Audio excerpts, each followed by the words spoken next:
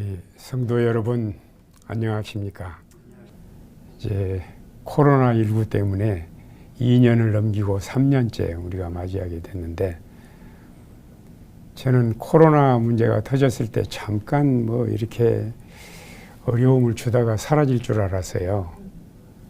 그런데 눈에 보이지 않는 작은 바이러스 때문에 수십 년 동안 쌓아온 과학 문명이 하루아침에 짓밟히게 되고, 또 제가 오랜 세월을 지나는 동안에 정말 이렇게 인간의 콧대가 꺾인 적이 없습니다. 말하자면 하나님이 한번 움직이시면 사람은 아무것도 아니라는 거예요. 그래서 그 어느 때보다도 하나님을 믿고 사는 것이 얼마나 큰 축복인가, 이거를 가슴 깊이 느끼게 됐어요. 그리고 비록 우리가 원치 않는 코로나19 상황을 또 여러 바이러스가 또 변형되면서 오미크론 문제까지, 또 앞으로 더 어려운 일들이 발생할 줄 몰라요. 근데 이런 것들을 보면서 성경에 이 말씀하신 재림의 징조들이 이렇게 하나하나 잘 성취되어 가고 있는 이런 모습을 보면서 우리가 하나님을 섬기는 그리스도인으로서 어떻게 이 세상을 살아야 할까, 그런 생각을 많이 하게 됐습니다. 예를 들면 코로나19 문제는 우리 한 개인이나 국가뿐만이 아니라 온 세계가 팬데믹 상태에서 어려움을 겪고 있는데, 저는 이런 생각을 하게 됐어요. 이런 일을 겪을 때 피할 길을 주시는, 피난처를 마련해 주신 하나님께 감사하는 마음을 갖게 됐는데, 우리가 이런 어려울 때일수록 더 겸허한 마음으로 인간을 향하신 하나님의 뜻을 생각하면, 또 그 말씀대로 믿고 순종하면 출애굽기 15장 26절 말씀처럼 내가 너희에게 분부한 모든 규례와 말씀을 잘 지키면 애굽 사람에게 내는 질병에 하나도 너희에게 내리지 않겠다. 나는 너희를 치료하는 여호와입니다. 이 말씀에 답이 있잖아요. 코로나19는 면역력이 약해졌을 때 생기는 거예요. 우리 몸의 면역 균형이 이루어지면 코로나 아니 코로나 하랩이라도 문제 없어요. 다 이길 수 있어요. 면역 균형을 이룰 수 있는 가장 좋은 방법은 하나님께서 창세기 1장에 또 마지막 시대의 선지자를 통해서 주신 치료봉사에 나오는 말씀처럼 자연으로 돌아가는 뉴스타트 생활입니다. 물론 뉴스타트가 우리를 병을 고쳐주고 질병을 예방하고 그렇다고 말할 수도 있겠지만, 제가 보는 관점은 뉴스타트 생활은 자연으로 돌아가는 거고, 자연으로 돌아가는 거는 하나님께로 돌아가는 거예요.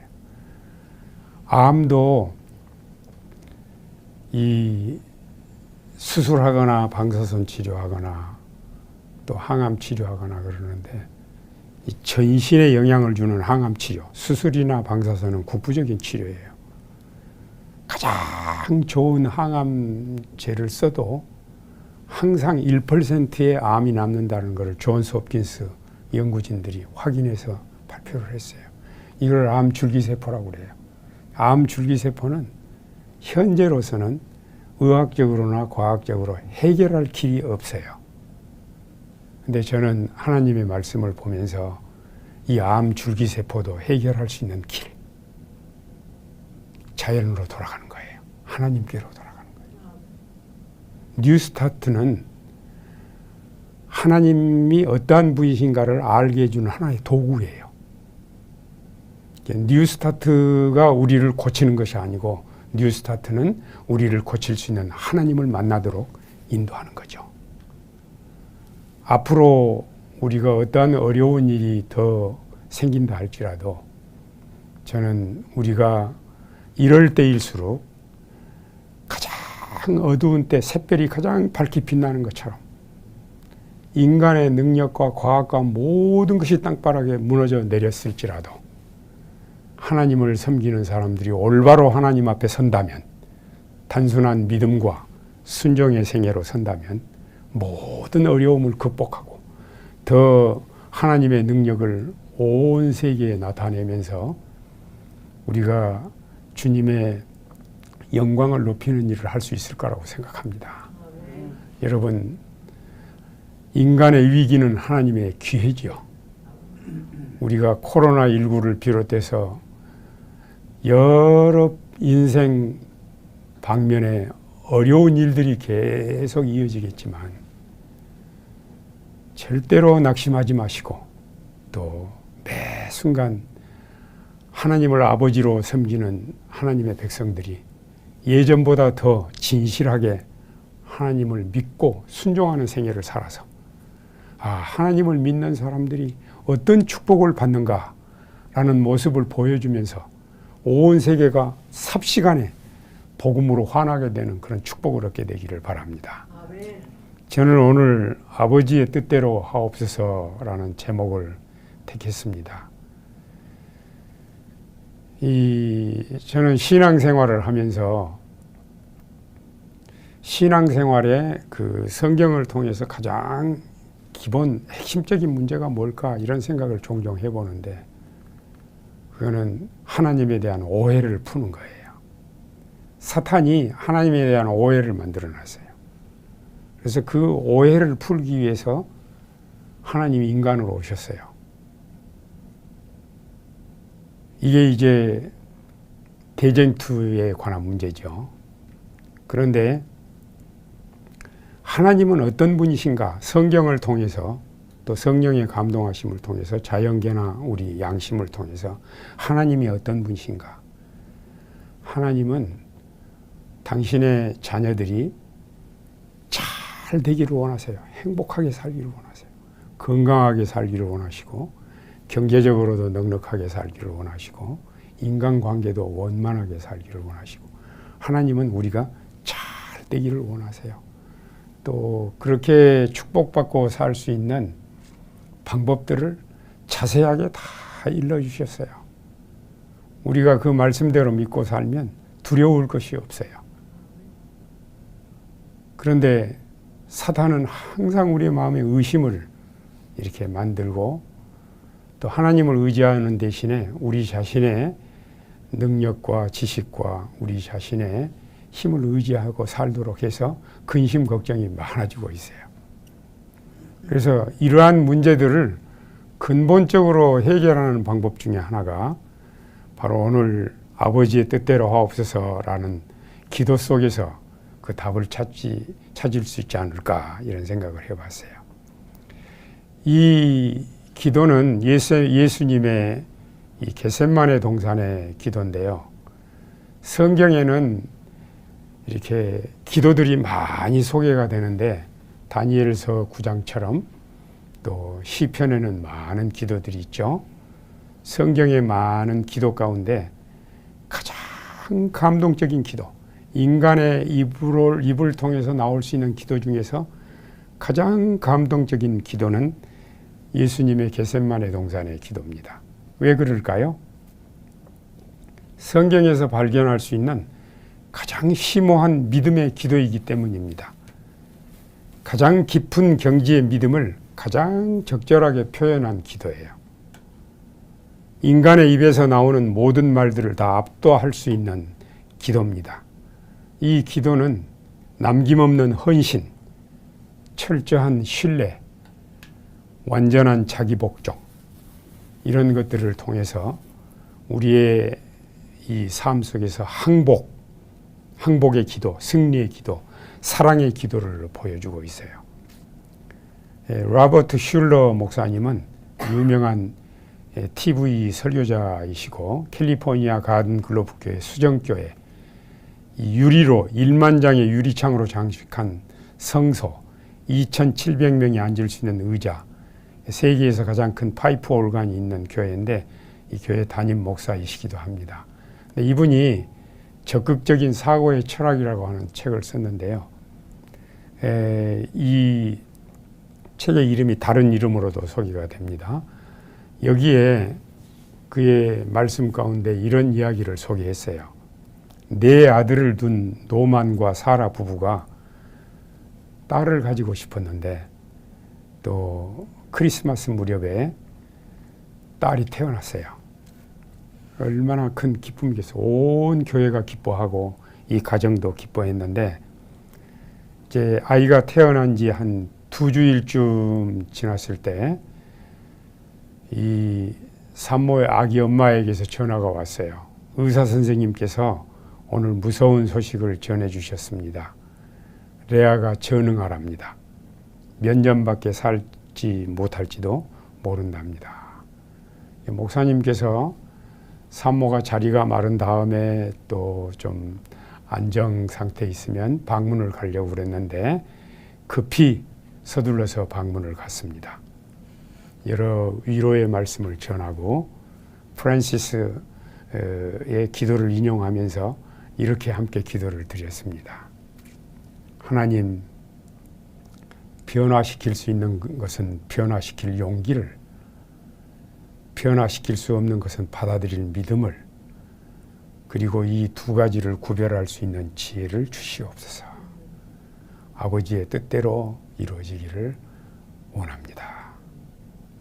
그리고 이어서 데일 에반스와 로이 로저스의 이야기를 들려주었습니다. 레아처럼 특수화의 운명을 지닌 아기를 보내주신 이야기. 몇 년 후에 이 아이가 죽자 아버지 데일은 미처 몰랐던 천사라는 제목으로 체험 수기를 출판했습니다. 그리고 이어서 이런 용기 있는 말씀을 나눈 다음에 레아를 재활원 같은데 특수아들을 취급하는 곳에 좀 보내면 어떻겠느냐 이렇게 제안을 했는데 좀 의논해보고 기도하면서 결정하겠다고 했습니다. 그리고 결국은 이렇게 답이 왔습니다. 어떤 가정에는 그런 의견이 옳겠죠. 그러나 우리는 부부가 다 건강하고 또 우리 네 아들들도 동생을 너무 사랑합니다. 우리는 하나님께서 우리 모두가 레아를 사랑할 수 있는 이 집에서 레아가 살기를 원하신다는 것을 알게 되었습니다. 이렇게 대답을 했습니다. 8년이 지난 후에 이 전화 중에 안부 전화 중에 아주 생기발랄한 주부의 음성을 듣게 됐습니다. 레아는 잘 있습니다. 아시는지 모르겠지만 지금 우리 집에는 4명이나 더 있어요. 뭐라고요? 무슨 말이에요? 우리는 부모들이 돌볼 수 없거나 돌보기를 원하지 않는 특수아들을 3명이나 더 알게 됐어요. 그래서 그 아이들을 모두 양아로 데려왔습니다. 저는 남은 생애를 사랑을 나누어주는 엄마가 되기로 결심했습니다. 레아가 이 아이들을 무척 좋아한답니다. 이제는 더 이상 외롭지 않게 되었어요. 어느 때보다도 우리는 지금 가장 행복하답니다. 이런 대답을 했어요. 목사님이 너무 감동스러우니까 이런 제안을 했어요. 제가 다른 곳에 가서 이런 얘기를 좀 소개해도 되겠느냐고. 그러니까 예, 물론 그렇게 하시죠. 그리고 하나님께서 우리에게 일어나도록 허락하시는 모든 사건 속에는 사랑과 기쁨을 맛볼 수 있는 아름다운 가능성이 다 숨어 있는 것이라고 독자들에게 꼭 말씀해 주세요. 지난해 과정 공부 마지막 그 과목이 모세의 부활에 관한 것이었죠. 저는 그 공부를 하면서 너무 깊은 감동을 얻은 교훈을 얻었어요. 말하자면 그렇죠. 모세가 한평생 하나님의 사업을 위해서 헌신하다가 한 번 딱 실수를 했는데 그것 때문에 가나안 땅 못 들어가게 했잖아요. 너무 하시잖아요. 그런 생각도 들죠. 한 번 이 운동 경기도 단판 승부가 없는데 예? 뭐 5승 3 선승제라든지 뭐 그렇게 하는데 그래서 처음에는 너무 안타까운 마음이 생겼어요. 그리고 모세가 그렇게 훌륭한 지도자로서 일하고 죽을 때 외롭게 혼자 죽었잖아요. 백성들이 장사도 못 지냈잖아요. 천사들이 시체를 처리하고. 그런 것들을 보면은 아버지 하나님 너무하시네요. 그런 생각이 들었어요. 근데 나중에 뒤이어 보니까 모세는 변화산에서 나타났는데 제가 그 광경을 보면서 그랬어요. 여러분 보십시오. 예수님 부활 이전에 부활한 사람들이, 죽음에서 살아난 사람들이 많이 있지만 잘 살펴보시면 나사로도 또 죽었고 사렙다 과부 아들도 또 죽었고 살아난 사람들이 다 죽었지만 모세는 예수님 부활 이전에 둘째 사망을 이기고 부활한 첫 번째 사람이라는 사실을 보게 됐어요. 그리고 앞으로 예수님을 믿고 잠자는 죽음을 죽게 된 사람들은 다 부활한다는 그런 상징이 됐어요. 그래서 우리가 생각할 때는 하나님께서는 너무, 저는 그 공부를 하면서 하나님의 공의, 자비를 대조적으로 보게 됐어요. 하나님의 공의는 단 한 가지 죄도 용납을 안 하세요. 그래서 죄는 죽음이에요. 둘째 사망이에요. 근데 우리는 그걸 감당할 수 없기 때문에 하나님이 인간으로 오셔서 십자가에서 우리 대신 둘째 사망을 치러주시고 우리에게 영생의 소망과 부활의 소망을 주셨어요. 이런 과정을 쭉 볼 때 제가 느낀 교훈은 이거였어요. 하나님은 항상 가장 좋은 길로 우리를 인도하신다는 것입니다. 그래서 저는 그 공부를 하면서 이런 결심을 하게 됐어요. 내가 남은 생에 어떠한 어려움과 어떠한 역경과 어떠한 고난을 당한다 할지라도 단 한순간도 아버지 하나님을 원망하지 않고 늘 감사하면서 기뻐하면서 아버지를 의지하면서 살아야 되겠다라는 결심을 하게 됐습니다. 여기 바로 이 말이잖아요. 하나님께서 우리에게 일어나도록 허락하시는 모든 사건 속에는 사랑과 기쁨을 맛볼 수 있는 아름다운 가능성이 다 숨어 있는 것이라고.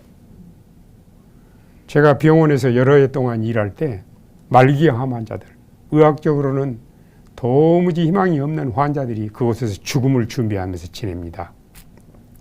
더러는 그 어려운 병을 이기고 살아납니다. 그들이 그 어려운 투병 생활을 하는 동안 더러는 정말 하나님을 만납니다.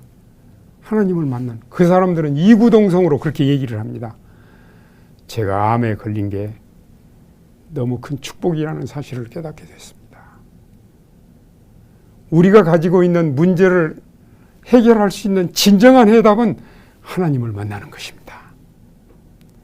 사탄이 말하는 하나님, 그런 하나님이 아니고 정말 성경이 말하는 하나님, 오래 참으시고 항상 우리를 가장 좋은 길로 인도하시는 하나님, 그분이 우리 아버지십니다.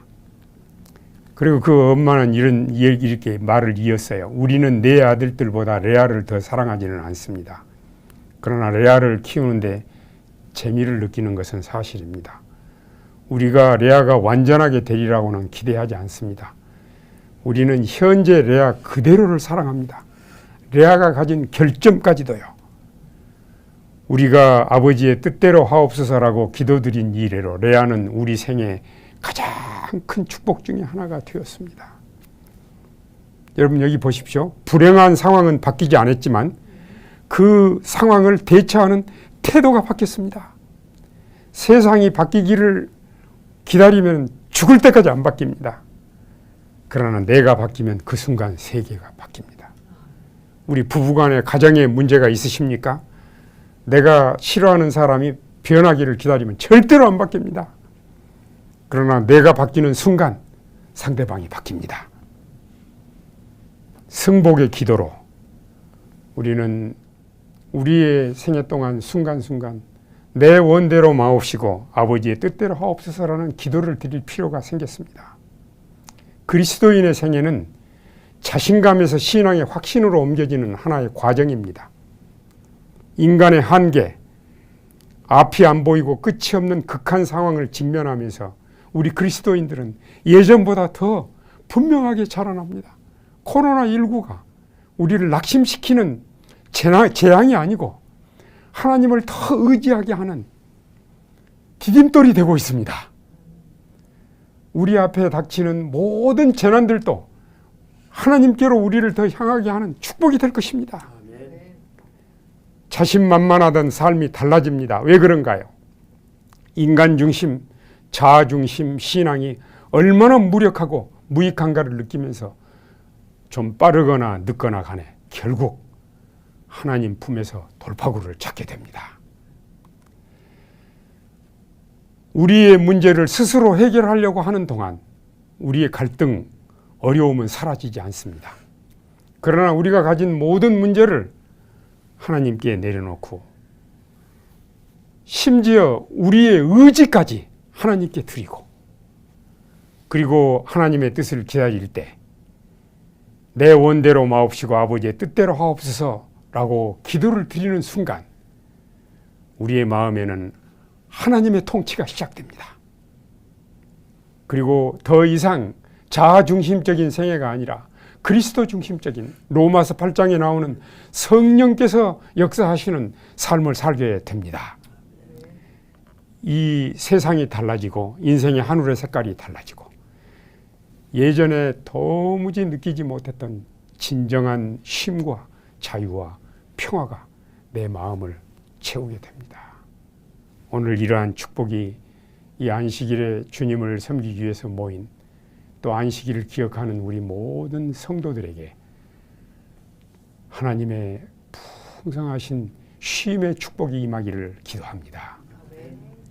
이 오늘 제목으로 택한 이 말씀은 마태복음 26장 38절 39절에 나오는 말씀인데 예수님의 겟세마네 동산의 기도의 일부입니다. 저는 여기 나오는 말씀을 좀 몇 가지로 구분해서 생각을 하면서 오늘 교훈을 더하고자 합니다. 여기 먼저 내 마음이 심히 고민하여 죽게 되었으니 이 부분은 죄가 가져온 분리의 느낌을 보여줍니다. 특별히 예수님의 생애를 성경에서 보게 되면요, 예수님께서 최후의 만찬을 마치시고 성전에 들려서 요한복음 17장에 기도를 드리신 다음에 동문을 향해서 빠져나가시는데 기드론 시내를 건너서 갈림길이 나와요. 베다니로 가는 길하고 겟세마네 동산으로 가는 길하고 거기서 머뭇머뭇 하시는 모습을 연상할 수 있어요. 오른쪽으로 가면 친구 나사로가 있고 열렬 팬 마리아와 마르다가 있고 이제 이 왼쪽으로 가면 겟세마네 동산이 있어요. 전혀 다른 결과들이 기다리고 있어요. 예수님께서 왼쪽으로 방향을 트십니다. 그 순간부터 예수님의 신체적, 정신적 변화가 옵니다. 인간을 향한 죄가 되기로 선택하셨어요. 죄는 하나님과의 완전한 분리, 겟세마네 동산의 투쟁은 하나님과 완전히 분리된 느낌. 십자가에서도 그랬죠. 엘리 엘리 라마 사박다니 라고 말씀하실 때 죄가 가져온 분리를 의식하시고 하신 말씀입니다. 나의 하나님 어찌하여 나를 버리셨나이까. 그리고 하나님의 택한 백성들이 인간으로 오신 하나님을 알아보지 못하고 그를 잡아 죽이려고 하고 있어요. 사탄이 이 기회를 놓치지 않으려고 합니다. 온 인류의 운명이 흔들리고 있습니다. 이런 위기가 3번이나 반복됐습니다. 사탄이 들추어오는 가장 견디기 힘든 장면들은 선택된 백성들이 그리스도를 거절한 일, 가장 총애받는 제자 중에 하나가 돈을 받고 그를 파는 일, 가장 충성스러운 제자 중 하나가 그를 3번이나 배신하고 부인한 일, 그리고 모든 제자들이 그들을 버리고 도망한 일, 사랑의 배신. 아마 이런 걸 견디기가 너무 어려웠을 거예요. 이 겟세마네 동산의 그 기도의 모습은 여기 성경에 묘사된 대로 예수님이 얼굴을 땅에 대시고 잡고 드리는 기도입니다. 얼굴을 땅에 대시고. 저는 이 기도의 모습을 보면서 이런 생각을 했어요. 비록 예수님이 자원해서 우리를 구원하기 위해서 우리의 죄가 되셨어요. 그 죄가 되신다는 말은 죄가 가져온 둘째 사망의 운명도 받아들이신다는 거예요. 둘째 사망은 그 뒤에 아무것도 없습니다. 끝나는 겁니다. 그래서 아버지에게서 한치라도 물러나지 않겠다고 하는 그런 마음의 표현으로도 보였고요. 또 하나는 어떤 상황에서도 이 죄인을 버리지 않겠다. 이들을 구원하겠다라는 모습으로 다가왔습니다. 여기 영감의 글에 보면은 이 부분에 대해서 인간의 영혼을 위하여 지불해야 할 값을 깊이 생각하시는 예수를 보라. 고통 중에 그는 마치 그가 하나님에게서 더 멀리 떨어지지 않으려는 것처럼 차디찬 땅바닥에 엎드리신다. 찬밤 이슬이 엎드린 예수의 자태 위에 내리나 그는 이를 개의치 않으셨다. 그의 창백한 입술에서는 고통의 부르짖음이 새어나온다. 내 아버지여, 아버지 할만하시거든 이 잔을 내게서 지나가게 하옵소서. 계속되는 유혹, 죄의 사악함이 얼마나 어둡게 보이는 모습. 죄인들이 자신들의 범죄를 스스로 감당하게 하고 예수님은 먼지를 털고 아버지께로 돌아가실 수 있었어요. 인간의 동정조차 갈망하고 계실 때 세 제자들은 졸고 있었어요. 자, 이런 상황 속에서 여러분이라면 어떻게 하시겠습니까? 네, 마침내 예수님께서는 제가 이렇게 중요한 내용들을 제 나름대로 요약을 해봤어요. 자존심, 책임감, 사명감, 사랑. 마침내 여러분 사랑이 이기셨습니다. 예수님은 자존심도 다 내버리고 책임감 때문이 아니고 정말 죄인을 사랑하시기 때문에 이런 기도를 드리셨어요.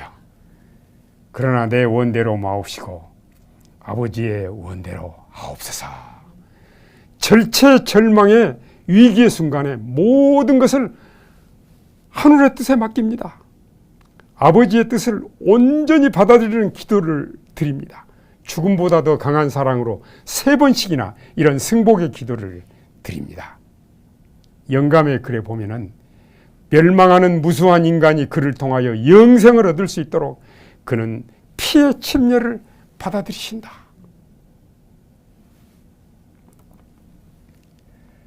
영감의 글에 보면은 이렇게 이 상황을 설명을 합니다. 그는 순결과 행복과 영광이 모두 다 있는 하늘 조정을 버리시고 잃어버린 한 마리 양, 죄로 말미암아 타락한 한 세계를 구원하시려고 오셨다.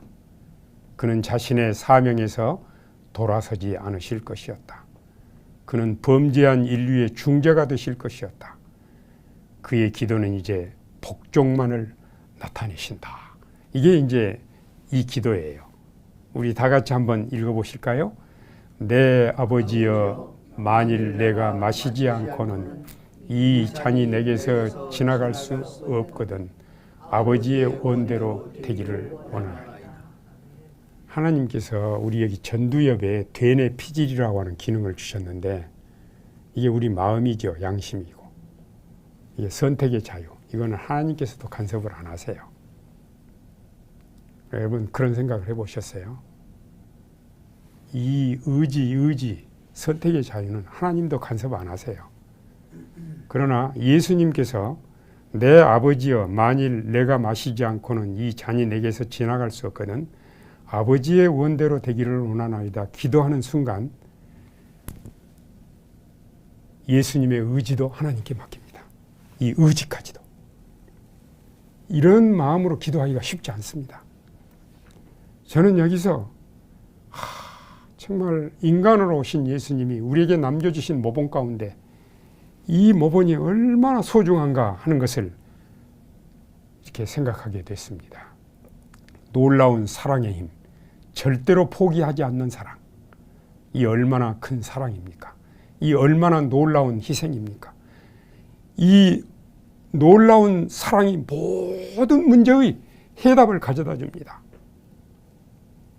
저는 로마서 8장에 나오는 특별히 26절 성령이 말할 수 없는 탄식으로 우리를 위해서 기도하신다라는 말씀을 보면서 그런 생각을 갖게 됐습니다. 하나님께서는 우리를 구원하시기 위해서 갈바리의 십자가를 세우셨지만 성령님께서는 우리 가슴에다가 그 십자가를 세우십니다. 성령의 감동함이 없이는 회개할 수조차도 없고 믿음도 가질 수 없고 어떤 것도 불가능합니다. 그러나 아버지 하나님, 아들 하나님, 성령 하나님께서 우리 인간을 구원하시기 위해서 하나같이 연합하시고 자기를 완전히 비우는 일들을 하시고 이런 일들을 하는 모습들을 보면서 저는 깊은 감동을 받았습니다. 오늘 제가 이 말씀을 보면서 느낀 교훈을 다 말씀드릴 수는 없지만 한 말씀 한 말씀 속에서 성령의 감동하심으로 이 말씀을 경청하시는 여러 성도들 마음에 100가지 1000가지로 하나님께서 말씀해 주시기를 기도합니다. 아멘. 오늘 저는 마지막 성경 구절을 읽고 말씀을 마치겠습니다. 다 같이 읽겠습니다. 보라, 아버지께서 어떠한 사랑을 우리에게 베푸사 하나님의 자녀라 일컬음을 받게 하셨는고 우리가 그러하도다. 요한일서 3장 1절 말씀입니다. 우리 오늘 새 벽두에 이렇게 다시 한번 평화스럽게 안식일에 하나님께 예배드리는 것에 대해서 너무너무 감사합니다.